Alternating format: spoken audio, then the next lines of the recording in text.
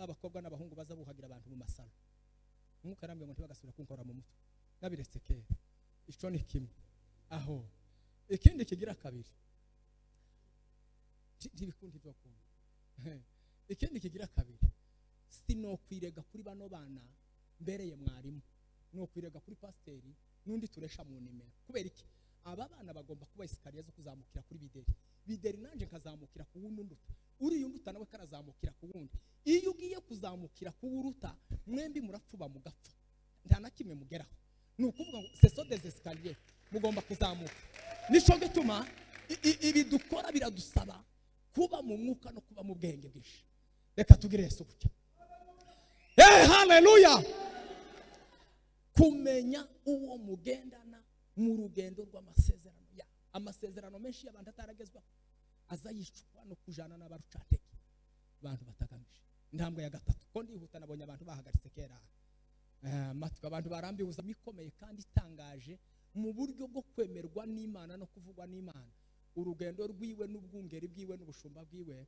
ngo bunanizwa no kugendana na bene wabataza baribo atazi ngo nibimwuzuye mu mutima ngo bigatuma agenda akagera mu butayu kure ariko ngo imitima ya bene wabo bose ikiba ngo muri Egiputa aho ngo bakoreraga imirimo y'uburetwa ngo bakaharira n'inyama zokeje n'ibitunguru byokeje ngo bituma bamunanira mwene data niba ushaka kugera ku masezerano yawe uzubanza umenye abo mushoreranye kuko badashinzwe kuguca intege gende ngo ubabwira ntubice iburyo ntubice ibumoso uvuga uko nakubwiye ubabwire ngo igihe mwazungurukiye kuri ico kibazo ngo kirahagije ariko ngo nimuhindukire mwerekere kasikazi ngo mukora amahamba ngo mu minsi 3 muzabona agakiza k'Imana mwene data ntabwo ushobora kugera ku bintu byawe udafite directive z'umwuka w'Imana biragoye ufite ibintu byinshi ukeneye ufite amabanga menshi ukeneye nindangiza gusoma ndaraza kudusomera abaheburayo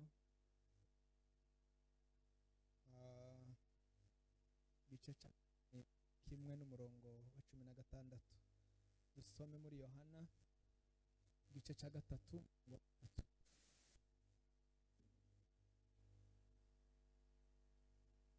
Yesu aramusubiza ati nukuri ndababwira yuko umuntu utabyawe ubwa kabiri atabasha kubona ubwa murongo wa 4 demu aramubaza ati mbese umuntu yabasha ate kubyarwa akuze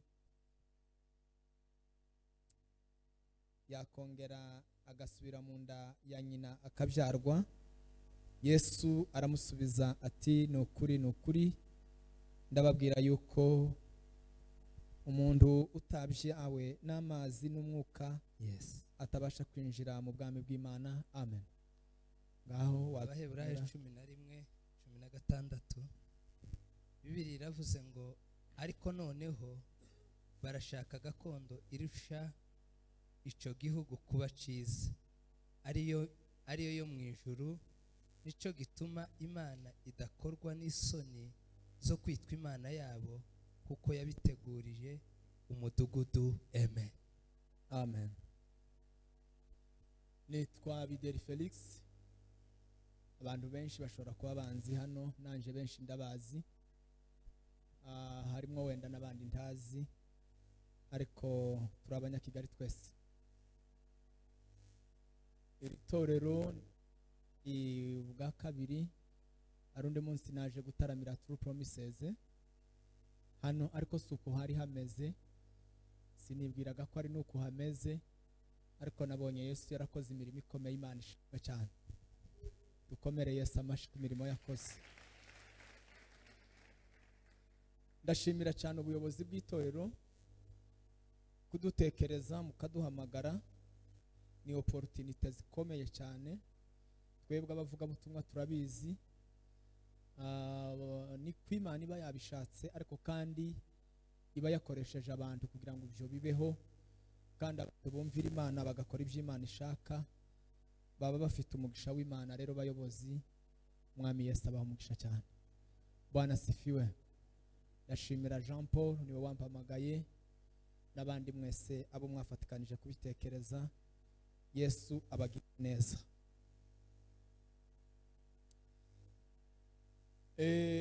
Ndagira ngo dutuze,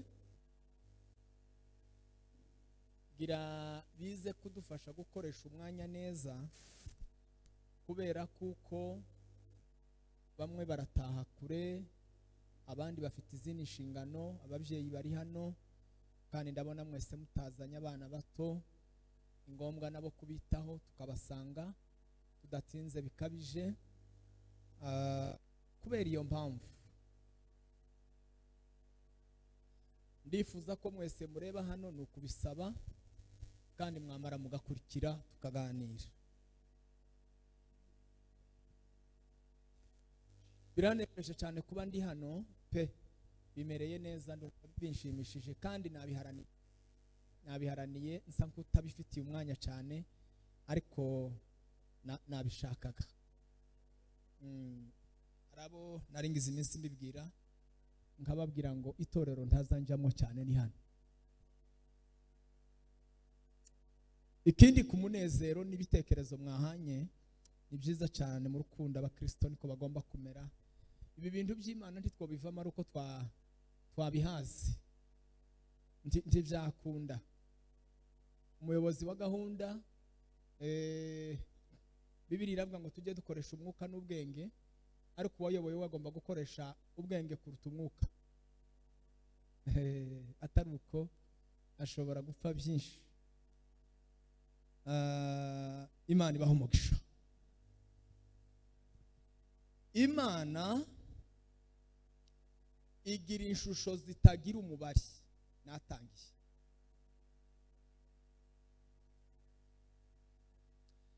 Imana igira ishusho nyinshi cyane.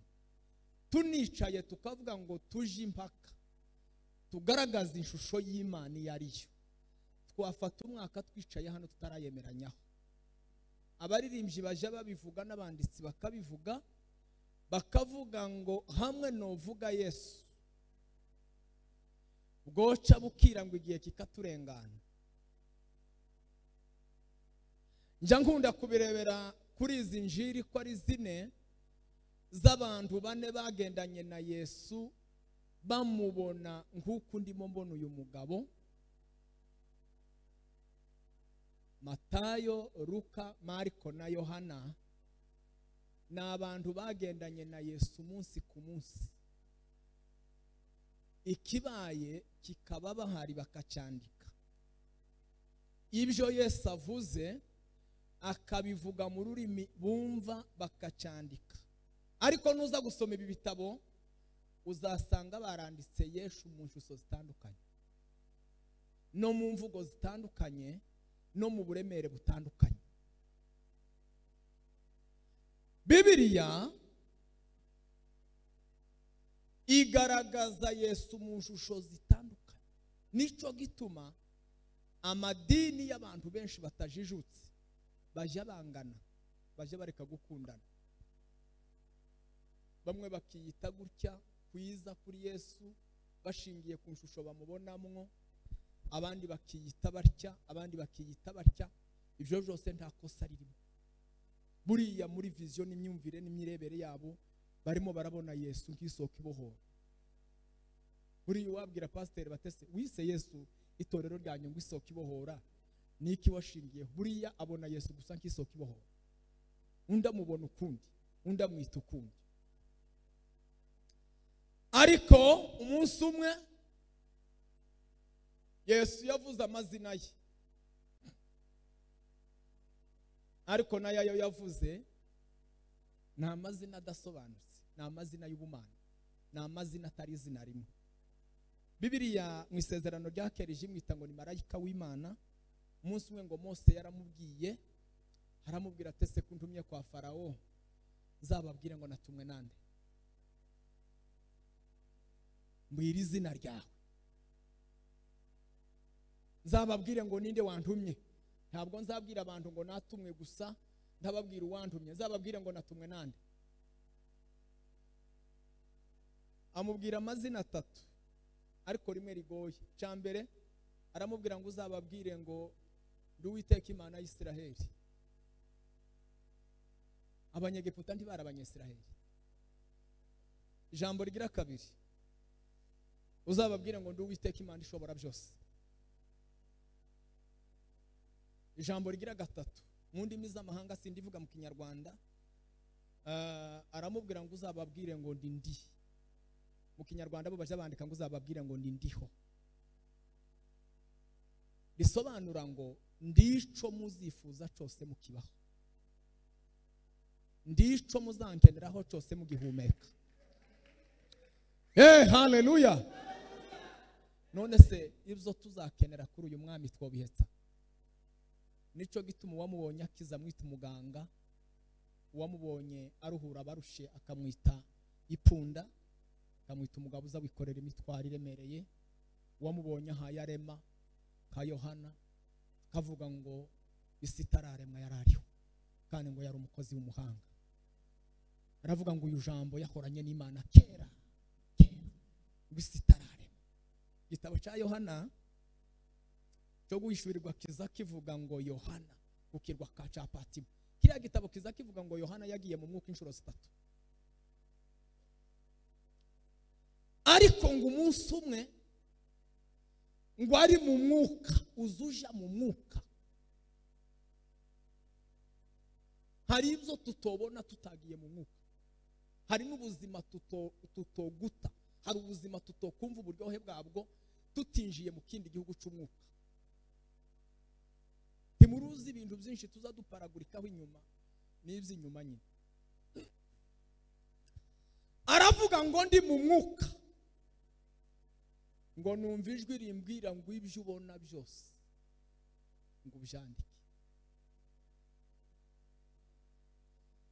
Kiriya gitabo kiza kivuga ngo arabanza ngo amwereka ibyahoze, sibyo ngiye kuvuga aya mateka. Amwereka ngo ibiriho, amwereka ngo nibizakurikiraho. Ndavuga iki gice gusa, itorero ibizakurikiraho nukuva umunsi wa Pentecoste, niwo munsi itorero ritangira. Nukuva umunsi wa Pentecoste ryatangiwe n'umwuka, turetse itorero ryo mu butayu ryakira kuko cyari kigereranyo cy'ijuru. Aramubwira ngo ibyo ubona ubyandike. Icyo nihutiye kuvuga ni ishusho ya Yesu, ngo aza kubona ibitereko by'amatabaza 7, ngo hagati yabyo ngo hahagaze umugabo ngo wambaye ibisa n'iby'abatambyi. Umwuka ngo atangira kumusobanurira ishusho z'Imana. Uyu Yesu aravuga ngo ku mutwe wiwe yasaga atya, aravuga ngo yarakenyeje umukabusuku nuku, avuga ngo n'ibirenge byiwe, avuga n'amaso yiwe. Umwuka ngo aramusobanurira. Yohana kuvuga ngo isi itararemwa ngo yari umukozi w'umuhanga. Igitabo kiravuga ngo izimvi, uyu musatsi ngo wera cyane nk'ubwoya bwa sherege, ngo byari bigaragaza kuko yahozeho. Yesu si uwa kera, oya, Yesu yahozeho. Ibihe bitarabaho Yesu yarariho. Isi itaratangira Yesu yarariho. Aravuga ngo mwitegereje cyane mu maso, ngo mbona amaso yiwe ngo ameze nk'uko kubirimo by'umuriro, ngo bihe bigurumana. Wamusobanuriraga ngo aramubwira ngo biriya bitereko 7 by'amatabaza ngo ni amatorero 7 yo muri Aziya, ngo azaserukira amatorero yose azabaho ku isi. Kandi ngo ari yamaso, ngo ari yamaso asa n'ibirimi by'umuriro. Aravuga ngo niyo maso Yesu azarebesha itorero, ngo rigatwika ibyaha byuzuye imitima y'abantu. Iyo Yesu ahindukiye ngo akakureba gusa, ibyaha byuzuye ubugingo bw'umuntu bizabisha bigashira. Umuntu azabukundi.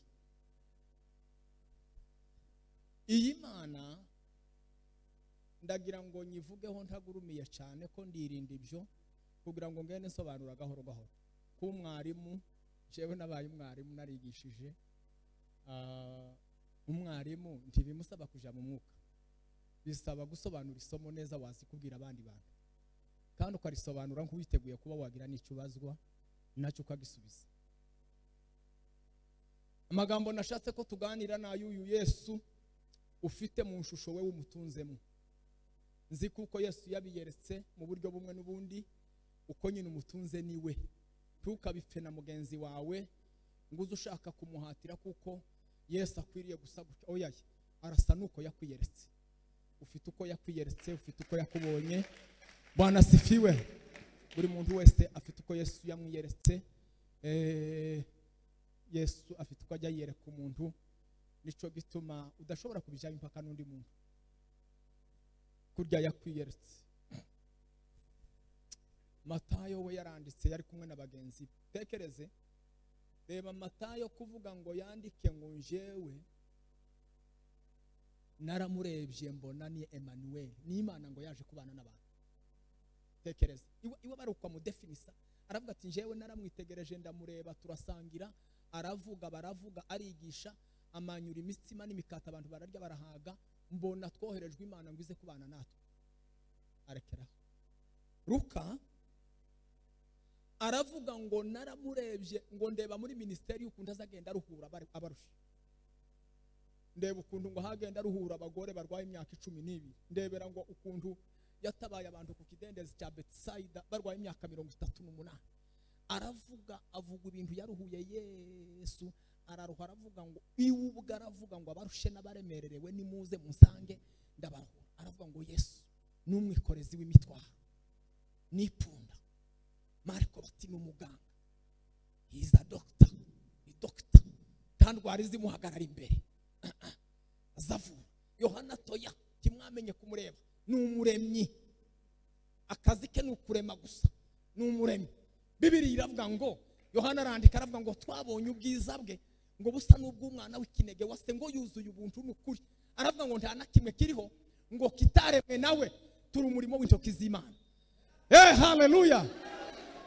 Uko nyine Yesu yakwiyeretse, uko Yesu yakubonekeye, ariko uzaje umukomeza, ariko uzaje umugumana, ariko uzaje umwubaha, ariko muzaje mugenda. Yesu turimo turamubwiriza muri iki gihe, umuziye mukura mu myumvire, inyigisho ntizikaze zidukura mu izindi nyigisho. Ndi mu gushima abayobozi b'ibitaramo n'izindi gahunda. Nanje nsigaye numva ari ngombwa kudashiraho abigisha benshi.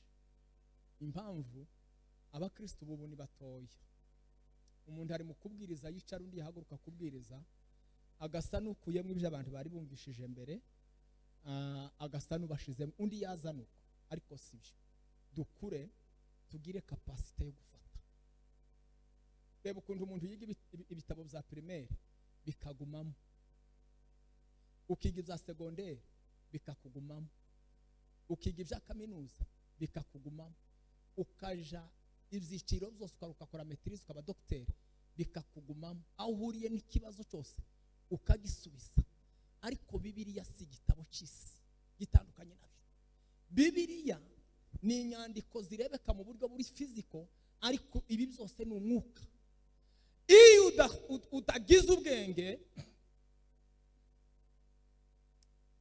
bishobora kuza bikwinjirana bigasohoka. Kandi nibyo muja mubibona, ja ngenzura abantu benshi ukabona umuntu yiriwe muri Bibiliya yarangiza atuje, ukamubwira utese wari usomye gute? Usomye hari ahantu usomye, wasomye iki? Ni bakeya bashobora gukora summary y'u Rwanda Pawulo yanditse rudafite amapaje 5, kandi yarusubiyemo bitari irya mbere. Ukamubwira utese aka gatabo gato wasomye iki? Si matematike, oya, ntabwo ari geography. Wasomye akakubwira ngo simpe niba. Kandi uko niko abantu bameze. Hari imbaraga z'isi,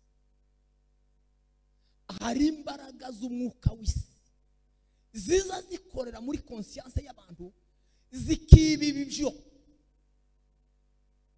Umuntu agasoma ururimi rw'iwabo ariko atumva, adafata, atabika.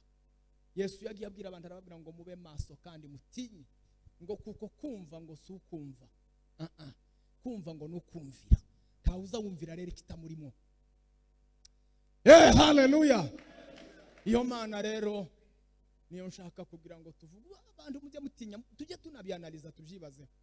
Haguruka kwigisha. Toya Yesu niteguye.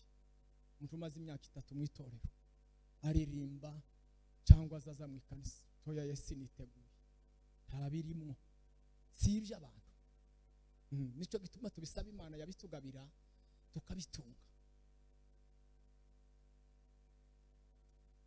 Nitukuva aha ngaha uze gufata umugambi wo gutunga ubutunzi bw'Imana.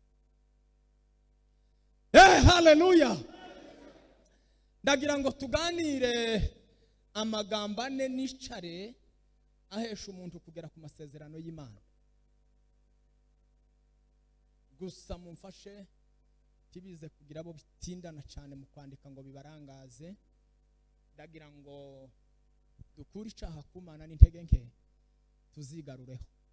Imana iri mu gutinda gusubiza tukabyibaza tukibaza ngo ari kuyimana iracatwumva iracumva n'ukuri ko yazaga yumva kera. Ese iyi Mana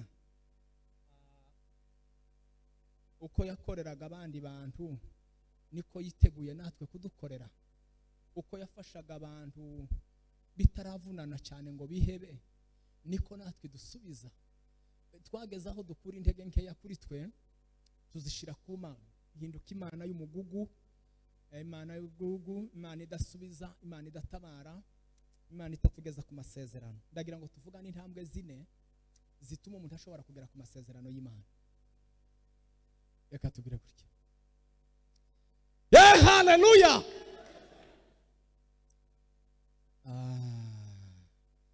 Turi kumwe. Asante. Reka tugire gutya. Haleluya. Ugumukire, ugumusubizwe, ugumugubwe neza. Yesu ntaza akiza ngo ubwo duhe tuvuga ngo kira. Yesu ntaza atanga akazi ngo ubwo duhe tuvuga ngo akira akazi. Oya. Yesu ntaza guhereza amavuta ngo ubwo duhe tuvuga ngo yakira. Oya. Azashingira ku bintu bibiri. Azashingira ku mutima umufitiye confiance, agasubira agashingira kuko tere twayigize tere kuvuga mu Imana gusa. Ukazuba muri tere ihumeka ubumana. Yaranditse umwanditsi w'Abaheburayo mu gice cya 11 aravuga ngo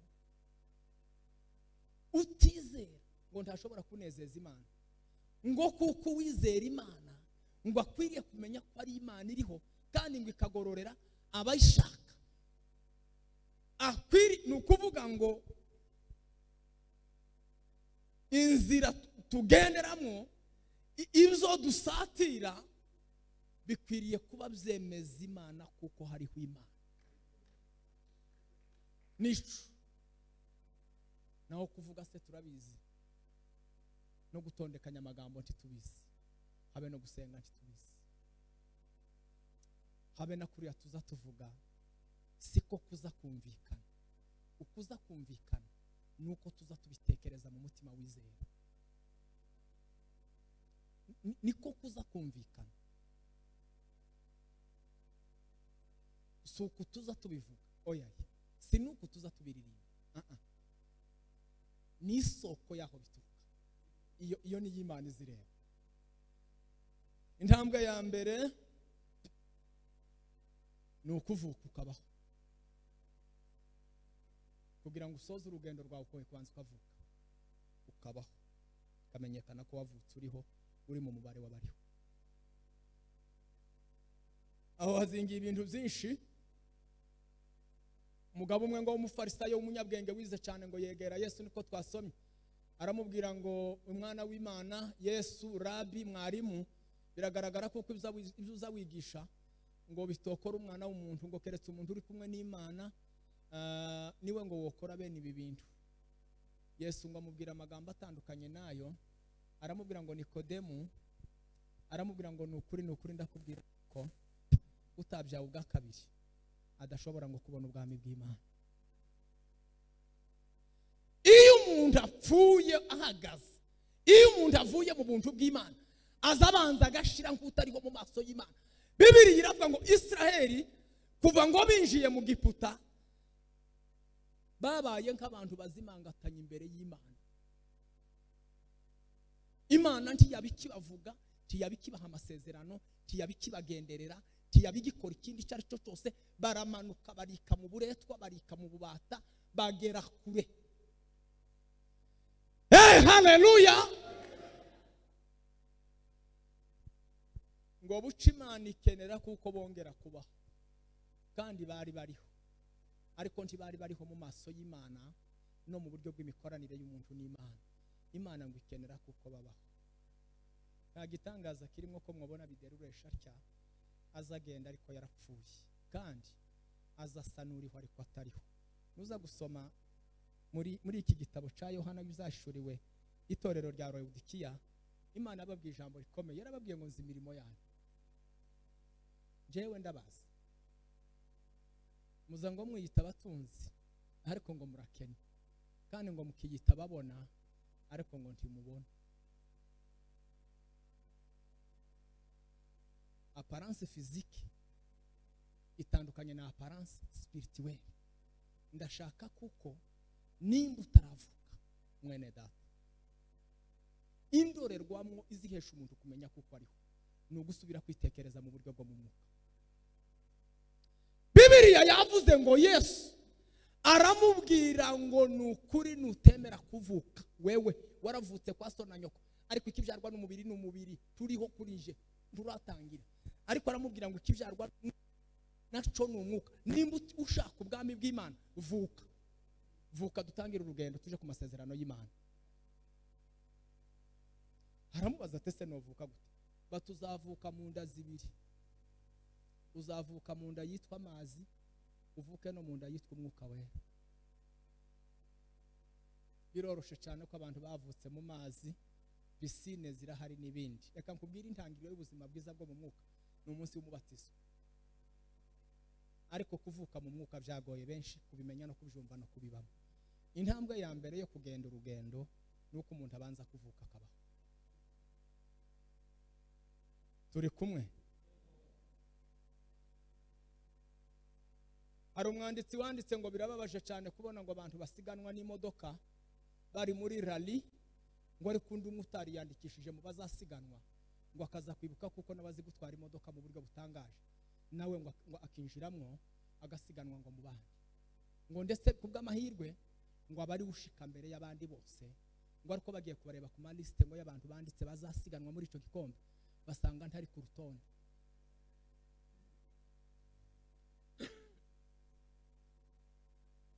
Aravuga ati nubwo ntiyandikishije rien n'empêche nzi gutwara imodoka. Ndagira ngo nkubwire iki kintu mwene data, twihute dukora ibintu uko bigomba gukorwa, impinduka zizaba muri kino gihugu. Intambwe ya kabiri muri iyi ntambwe yo kuvuka, Imana ibwira Israeli ngo mwebwe muvuke, mutangire muhaguruke Gosheni, tugiye gutangizanya urugendo. Dore ibyo muri bukore, mugende kabacunguwe, mukore Pasaka de nouveau, mbabone mugendere ku mategeko no ku mabwiriza y'Imana, nongere mbabone nk'ubwoko bwanje, mbajane mbageze ku masezerano. Ni ukuvuga ngo intambwe ya mbere ushobora kubuza ugenda cyane kandi ugasenga, ariko muzi ukuri utarahereye aho ibintu bigomba guhera. Uze kwitekereza neza ibintu biheraho bigomba guherwa, uraruhuka, uratera intambwe, uragenda. Intambwe ya kabiri niyo ngira ngo tuvuge. Haleluya. Haleluya. Intambwe ya kabiri ni ukumenya abantu mugendana. Protokora dukundiye waguma hamwe. Reka tugire Yesu gutyo. Haleluya. Bibiliya iravuga ngo Mose utarigeze agereranywa n'undi muntu kwisi, ngo mu buryo bwo gukoreshwa imirimo ikomeye kandi itangaje, mu buryo bwo kwemerwa n'Imana no kuvugwa n'Imana, urugendo rwiwe n'ubwungeri bwiwe n'ubushumba bwiwe ngo bunanizwa no kugendana na bene wabo ataza baribo, atazi ngo nibimwuzuye mu mutima, ngo bigatuma agenda akagera mu butayu kure, ariko ngo imitima ya bene wabo bose ikiba ngo muri Egiputa, aho ngo bakoreraga imirimo y'uburetwa, ngo bakaharira n'inyama zokeje n'ibitunguru byokeje, ngo bituma bamunanira. Mwene data, niba ushaka kugera ku masezerano yawe, uzubanza umenye abo mushoreranye kuko badashinzwe kuguca intege. Iyi torero nkiri ririmo impano z'Imana 9, ririmo amajwi, ririmo imirimo, rirashoreranye, rifite vision, rifite ibyo bashaka kugeraho. Ni ukuvuga ngo igihe icyo ari cyo cyose uku kuboko kwa Bideri kutumvikanye n'uku kuguru, kutumvikanye n'ijisho, kutumvikanye n'akanwa, pararize mu minsi itangana n'icumweru. Iminsi itangana n'icumweru Bideri aba yamaze kuba no kuva hano sinogera n'iwanje. Amaguru avuze ngo singenda, akanwa kakavuga ngo sindya, zaza ndi umunsi nabishatse. Amaso akavuga ngo ubwo uzanye ikiburi nanje ndahumiriza turebe. Yumva? Ni ukuvuga ngo itorero ry'Imana rigomba haleluya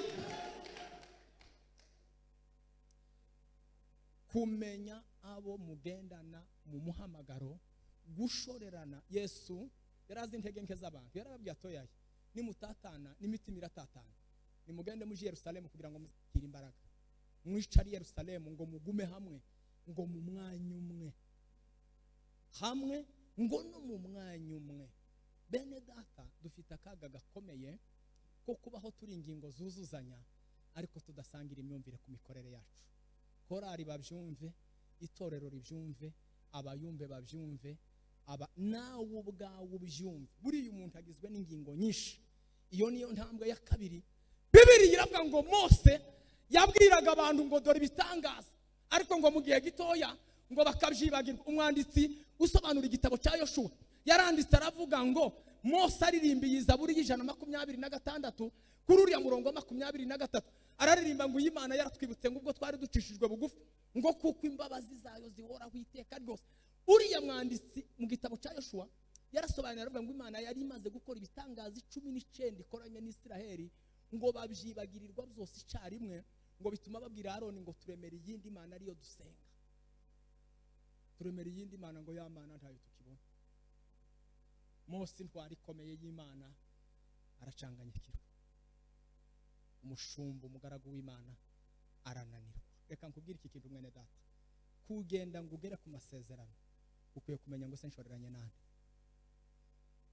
twizerana gute, agira umugambi iki, ni urucantege, ni inesi, nuntata umudendezo, nudakora, nutagira ati niki gute, byagenda gute. Ukwiriye kumenya ngo se muri uru rugendo rw'amasezerano ndiko ndagendana nande. Ariko aramfata amaboko, dore uko isi yubatse nkubwire, isi ni amasikariye. Buriya Bideri sinshobora kwiga, nzasesa abandi nkabasesa ngo hariho utuntu Imana yambujije, bakumva ko Bideri yasaze. Ariko reka namwe ntibabwire, burya umwuka ni igitangaza. Umwuka yarambujije ngo ntibagasubire babakobwa n'abahungu baza buhagira abantu mu masano. Umwuka yarambwiye ngo ntibagasubire kunkora mu mutwe, nabiretse kera. Icyo ni kimwe. Aho ikindi kigira kabiri, ntibikundi byo kumva. Ikindi kigira kabiri, sinokwirega kuri bano bana mbereye mwarimu, nokwirega kuri pasiteri n'undi turesha mu nimero. Kubera iki? Aba bana bagomba kuba isikariye zo kuzamukira kuri Bideri. Bideri nanje nkazamukira ku wundi unduta, uri unduta nawe karazamukira ku wundi. Iyo ugiye kuzamukira ku uruta, mwembi murapfuba mugapfa, nta na kimwe mugeraho. Ni ukuvuga ngo c'est des escaliers, mugomba kuzamuka. Nico gituma ibi dukora biradusaba kuba mu mwuka no kuba mu bwenge bwinshi. Reka tugire Yesu gutya. Haleluya. Kumenya uwo mugendana mu rugendo rw'amasezerano ya amasezerano menshi y'abantu ataragezwa azayicwa no kujana n'abarucantege, abantu batagamije. Intambwe ya gatatu, ko ndihuta nabonye abantu bahagaritse kera matwe, abantu barambiwe uzaho mubareba gutya, kazobonura abaziritse ariko kera ko baraje kwiruka. Ndihuta cyane. Reka Yesu gutya. Haleluya. Intambwe ya gatatu ni intambwe yo kumenya kumva ijwi ry'Imana, gutandukanya ijwi ry'Imana n'ijwi ry'abantu. Uraza gusoma muri Yeshua mu gice cya mbere, ukomeza ugere mu gice cya 8. Imana ibwira Yoshua, iramubwira ngo njewe ubwanje nje kukubikira Mose, yarapfuye ntawe ukiriho. Isiraheli yari muri Yambwiye itazi ku bintu byagenze, ariko araza aramubwira ngo nje kukumenyesha amakuru. Mose yarapfuye, Mose ntawe ukiriho, ariko aramubwira ngo reka nkubwire ikintu kizagukomeza mu rugendo. Ijambo rya mbere aramubwira ngo aya magambo yose ngo nabwiye Mose yanditse ngo muri iki gitabo. Amubwiraho amagambo 3 azakora, nawe ngo akababwaho n'andi magambo 3. Ijambo rya mbere aramubwira ngo ntukazurorera ngo kuyatekereza ku manywa na nijoro. Bibiliya ntukazureka kuyitekereza ku manywa na nijoro. Kigira kabiri ngo ntukazurorera kuyihamisha akanwa kawe. Uzuguvuga ijambo ry'Imana aho uri hose. Ikigira gatatu ngo ntukayice iburyo cyangwa ibumoso. Uzubivuga uko biri, uzubaho uko biri, ubigenza uko biri. Aramubwira ngo dore ibintu bizakubaho.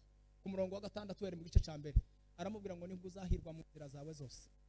Tugira inzira nyinshi dukomangaho dushaka umugisha. Mana we naka kampere nk'umugisha. Mana we naha nimukiye uhampera umugisha. Mana yo mu ijuru dore naha ngaha nkeneye umugisha wawe. Tuzadukoma henshi. Aramubwira ngo nibwo uzahirwa mu nzira zawe zose. Gusa ngo niwubaha ibi ngibi uzaje uhirwa mu nzira zawe zose. Kigira kabiri ngo uzaje uhirwa ahantu ngo uzaba uri hose.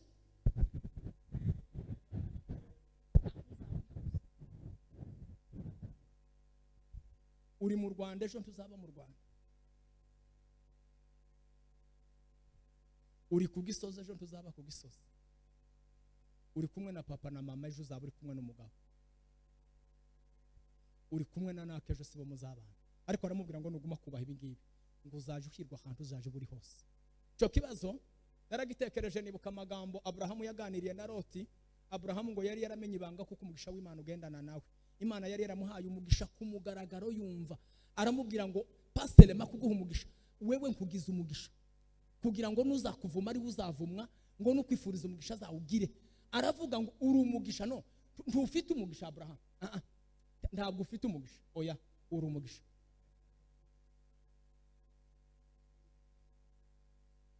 Abrahamu ngo abwira Loti ngo se Loti we kw'abashumba bari mu gupfa amazi ku mariba ngo n'amatungo yacu ni byinshi tugira impaka. Aramubwira ngo se uhisemo kuja hehe? Ngo arebesha amaso y'umubiri ahitamo igihugu ciza mu buryo bw'umubiri. Abrahamu ngo azamuka imisozi idasa neza, ariko ngo umugisha w'Imana ukurikirana nawe.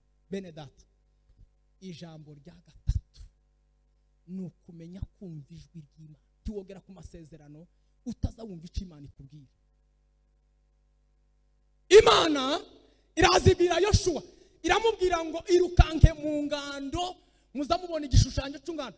Aramubwira ngo wirukanke uzihetse, usubire ngo ugaruke uzihetse, ngo ugende uhaye uririmba ngo uvuga ngo igihe mwazengurukiye umusozi wa Seyiri ngo kirahagije, igihe mwaruhiye ngo kirahagije, igihe mwaruhiye ngo kirahagije.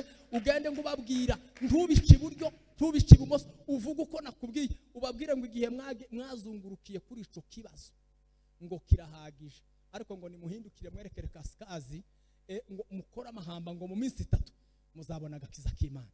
Mwene data, ntabwo ushobora kugera ku bintu byawe udafite directive z'umwuka w'Imana. Biragoye. Ufite ibintu byinshi ukeneye, ufite amabanga menshi ukeneye, ufite ubujenama ukeneye, ariko ndagira ngo nkubwire iki kintu: nta muntu n'umwe usenga Imana itazivugisha umutima we. Tawe ntukanabitindeho ngo sinzanerekwa sinzangira. Ikibazo ugira no kugira imyanya ihagije yo kwiherera.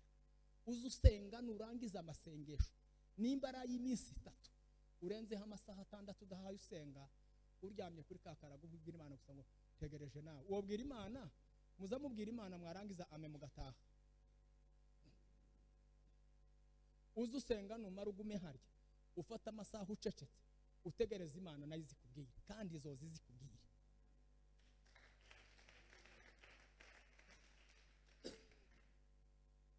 Nyuma yo kubwira Imana izikakubwira. Tiwogera ku kintu.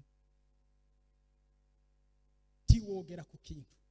Umunsi umwe Imana yabwiye Yoshua, iramubwira ngo Yoshua, nzaje ngendana namwe kandi mbe hagati muri mwe, nzabaneshereza ngo kuko ndi ukuboko kwanyu kubaneshereza intambara. Ariko aramubwira ngo muze mwirinda ABCD. Arabimubwira ngo buce umugabo umwe ngo yifuza gushorerana n'Imana, ariko ngo atumvira Imana. Umugabo witwa Akani akenera ngo kugendana n'Imana, ariko atubaha Imana, atumva imvugo y'Imana, ngo bituma afata kuzashinganishijwe, ngo bitera itorero ryose umuvumo, rizanira kaga abantu bose. Iyo ni intambwe ya gatatu. Uze wifuza kumvira Imana. Samweli yabwiye Sawuli aramubwira ngo ese Sawuli ko wari umwami ukaba wigize n'umutambyi ngo uratugirijwe n'intambara kandi umutambyi ahari, aravuga ngo ese icyo Imana ikunda ngo ni amajwi y'ibitamirana yaziriya ntamuvuye kunyaga muri gahunda mbi. Ariko aramubwira ngo icyo Imana izayishimira ngo ni imitima imenetse, imitima iciye bugufi, imitima ishenjaguwe no kubaha Imana. Intambwe ya nyuma ya kane niyo ngira ngo tuze gusozerezaho. Iyo abantu bamaze kwinjira muri gakondo yabo, aba intambara zitatu nshaka ngo turangirize. Intambara ya mbere, abantu iyo bageze muri gakondo zabo baza bayoberwa gakondo zabo bakazibura. Baza bayoberwa gakondo zabo bakazibura. Jewe nakinnye umupira w'amaguru cyane kandi nari mushoboye. Kwiwacu gapana kubukwa za Arsenal kwiwacu. Kimwe mu byazaga byerekana umugabo wananiwe gukina umupira w'amaguru, ntaza garda nimero ye. Kuko iyo abantu barimo gutera umupira ntabwo bawuhereza abantu, bawuhereza nimero.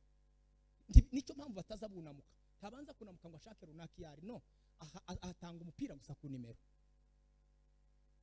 Iyo umuntu atagira nimero yiwe, uyu mupira uraza ugasanga adahari. Uraza ugasanga nyiri nimero adahari.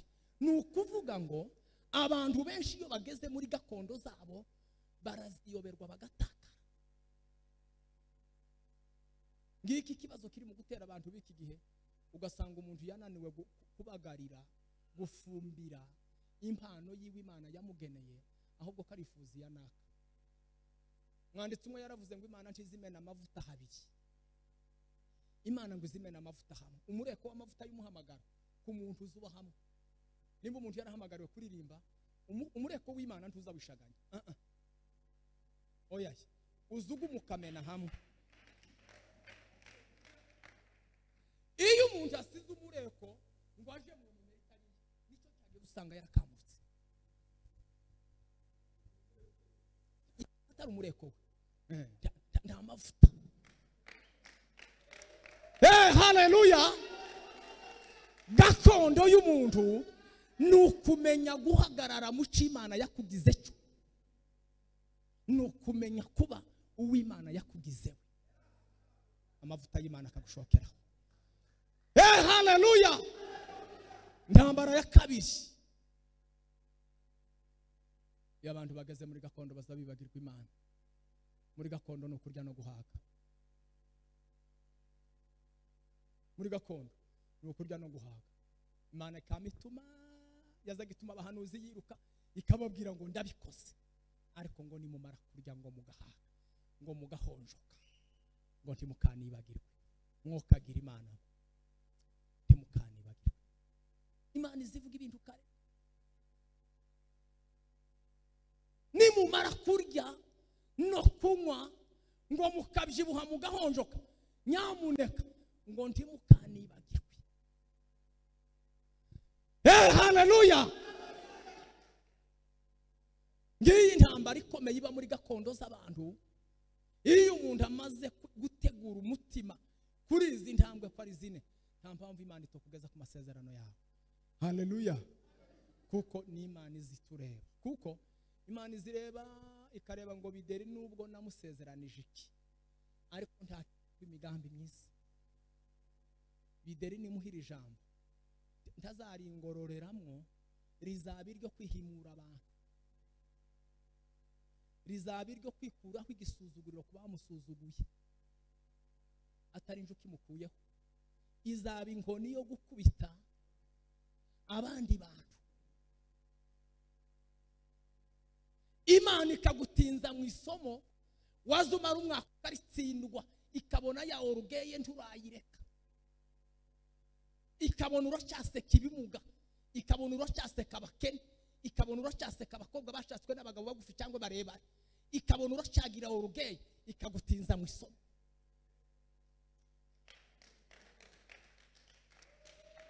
Haleluya. Iyo umuntu ageze mu masezerano, Imana itegura umutima w'umuntu kare. Iyo ubona amasomo ntuzawumva, ntugira amatwi, ntuzawumva, izigutinza ahantu kandi kazigumika kubwira ngo ndemeye ndabikora. kandi niko kuri iba yemeye, ariko ukitinza kuko udahaye wumva isomo, amaze umunsi umwe imbabazi zikaza. Bideri mureke mbaho urugero rumwe soza. Nagiraga inenesi mu buzima, mfite urugeye nenesi nyinshi nisese ngo bucyo namambura abana ngeze imyaka 11, umugore wanje tubura abana none ngo bucyo umunsi umwe nja mwivuga butumwa i Burundi ndabwiriza. Ubundi tukibwiriza ubu nyine twabaye abanebwe n'abasaza, turaho no kubivuga nk'ibiganiro byo ku gatorero. Ubundi twazaga tugurumira n'ibipande ko biraguca mu maso uhagaze hano ukabura icyo uvuga.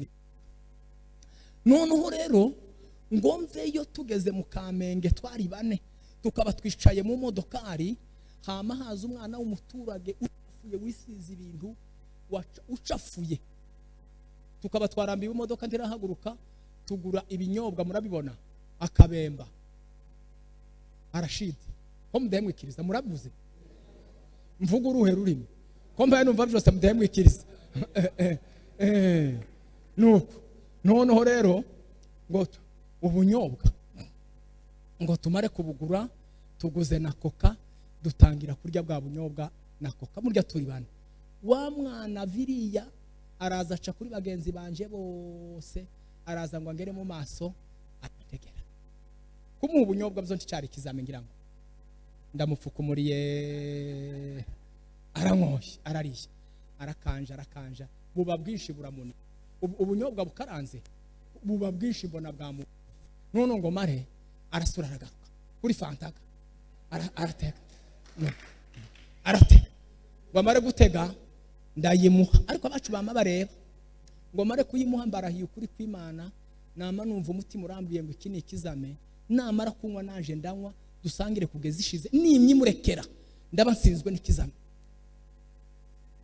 Twama turya bwa bunyobwa nje na wa mwana yari afite ikimyira ahantu hose, yamye yanduba ahantu hose. Nuko turasanga ya fanta na bya binyobwa ngo tubirangiza, abacu bamye bunama.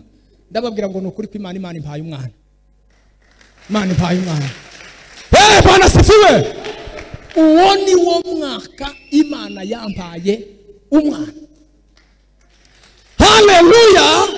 Byishimo byo tuza tuvuga ngo Imana yatindije amasezerano, oya ntituza twemera gutera intambwe zigemba guterwa kugira ngo umuntu agere ku masezerano y'Imana.